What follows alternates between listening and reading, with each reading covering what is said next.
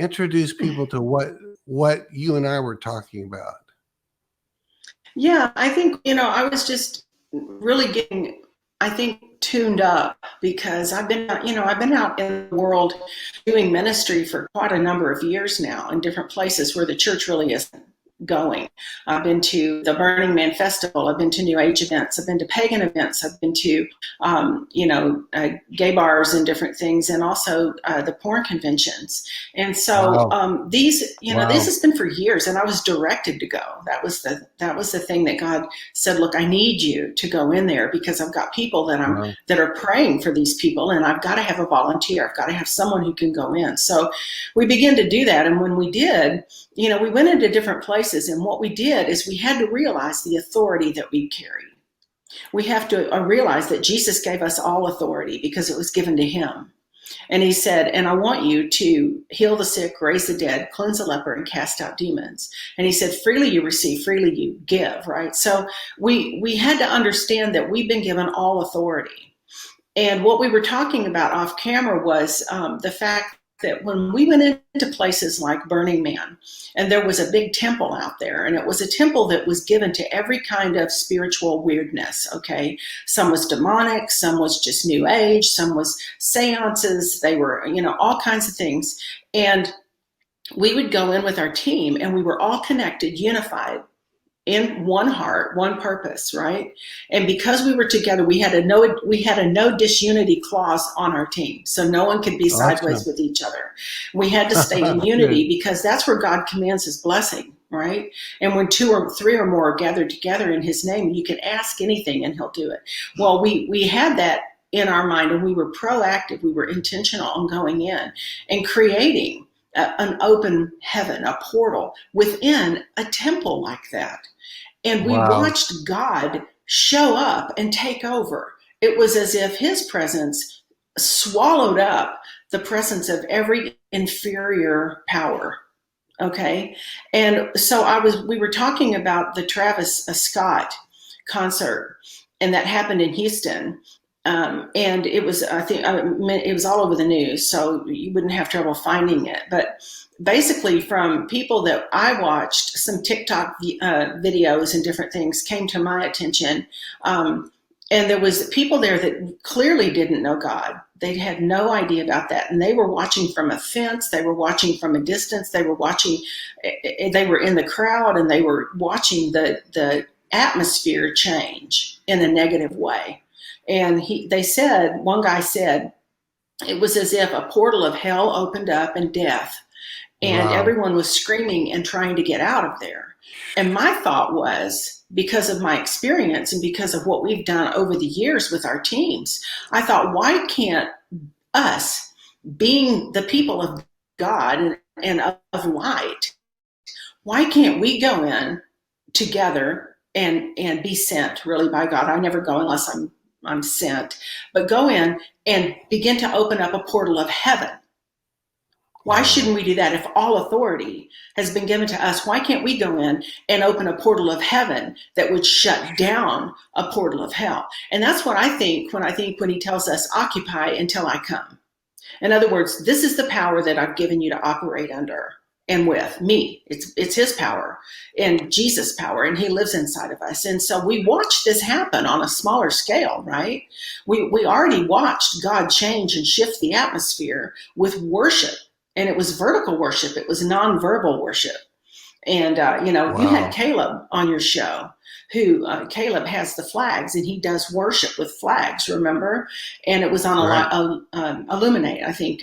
Elijah Fire is the term you're looking for. Yeah. Our sister, our other program called Elijah Fire. By the way, are you saying, Cindy, that you can go into a place where there's a portal of hell and literally open up a portal of heaven? And at the same time, I'm going to ask this question. I'm going to tell our viewers that my wife has gone with you to porn conventions, at least 2 of them, maybe 3, I can't remember. And so was she, along with you all, was she opening up portals of heaven at that place? Yes, because we're being led by the Holy Spirit into those places. And so when we go together, when you're interpreting a dream, that's what we do when we went into the porn conventions. The Holy Spirit comes. I mean, we're getting information from heaven about their dream, right? So there is that presence that opens up. They'll even tell us. They'll even say, what is that? I feel something. I've never felt energy like that, or I've never felt like, or something happened. Something shifted. And so they tell us. And I'm telling you that now, this is not for the ones that are just barely getting your feet wet. You have to spend time with God.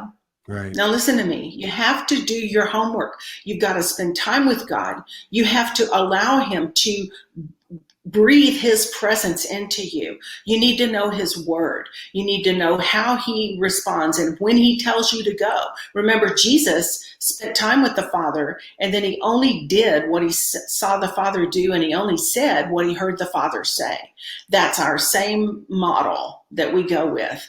But we are told, he did tell us, I need you to occupy until I come. And I think possibly, I'm almost guaranteed sure of it, the reason why we're in the situation that we're in all over the world really, but especially in our country, is because we haven't been occupying until he comes. We've been inside churches. Amen. I call it greenhouse. We've been inside the church and we haven't been out there. And so as a result, it's been Camp Run Amok out there because people are spiritually hungry, but they're not being fed anything of substance. And when they come to church, they feel weird. So they don't feel like they fit in a church because they don't know the songs. They don't know the language. They don't know. That's why I wrote Words That Work, the book, Words That Work. It's a language of light for a world living in darkness, because this is some of my stories and experience of the places we've gone and the language God told us to use and the outcome of it and the way that people met him. They met him. Cindy, can I insert here, if for lack of a better word, a compliment to you, that when you're talking about, we haven't occupied these areas, I feel no condemnation from you. A lot of evangelists condemn the church, and they'll say things like, you're not even the church if there's no evangelism. You're not. And I'm thinking, would you stop saying that, because you're demotivating people? So I want to compliment you on that. And I want to ask you a question before we go forward. And that is, a few minutes ago, you said, you were talking about that concert where people died, and you said there was demonic, maybe it was Burning Man. Sorry, maybe it was Burning Man. And you were saying there was demonic stuff, and then you said, and then there was New Age, just New Age stuff. And the way you said that, can you clarify what you meant between there was demonic stuff and then there was just New Age stuff? Why are you differentiating those two things? Well, I think when you go into a seance, you're summoning spirits, and they're demon spirits. Basically that's what it is. So that would be more on the demonic side. And also, you had vampires and different things out there. You had people that were really into a lot of weird stuff. Burning Man it's just a free expression lifestyle. So you've got every kind of thing going on.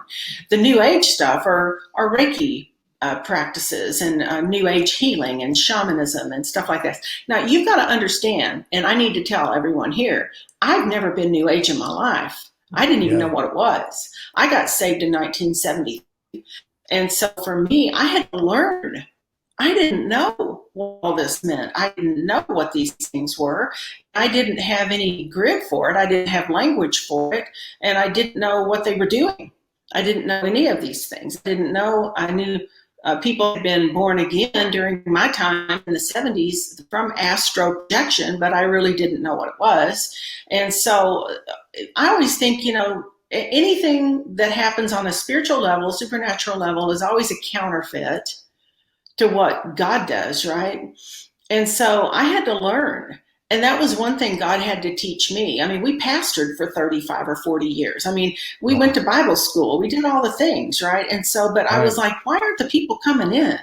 Why don't they want Jesus? We wanted Jesus really bad. Like, what's the matter here going on? And then I went out in the world. God said, I need you to go out. I need you to be a volunteer. I need you just to be willing. In fact, the way it happened for me, Steve, was I was at a conference with a bunch of people that I know I love very much, all my prophetic friends, people that I know. And all of a sudden I was on the front row, and all of a sudden these people turned into Clydesdale horses, and they looked like their feet were ground in a corral, and they were all contained in one area. And it was like a vision for me, right? And God said, look over the fence. And I looked over the fence, and there was a wide open field, and nobody was out there. And I felt like God said, go out in the field, and I'll give you the big catch. Go out there, and I'll show you things you don't know. And that's when I started going into some of these places, and I knew it was a direction for me, for God. And the reason why we don't condemn anyone who hasn't been evangelizing or any of that, listen, I didn't know how. I didn't even know how to do it. I was still using old methods. I was using old language. I was using the 4 spiritual laws. I was using, all things, sinner's prayer. I was, have you ever sinned? Have you ever stolen anything? Have you ever, they didn't understand the word sinner. They didn't understand the word, really? They didn't know any of that. And so I'm like, wow, I got to figure this out. I don't know Jesus, how did you fish men? Because he said, if you follow me, Jesus said, hey, follow me and I'll teach you how to fish men. So that's why I distinguish between certain areas. You have to consider your field. I mean, I could go into a whole show just on evangelism, on how we've been retrained. We've been reprogrammed. It's like getting a new hard drive. We've been now just able to see God. That's why with Words That Work, it goes for a woke culture. A woke culture. I didn't even know what woke culture was. Right. I didn't even know what that meant when we were out learning how they think and how they respond and what their mindsets are and what their value system is and what their ideology is.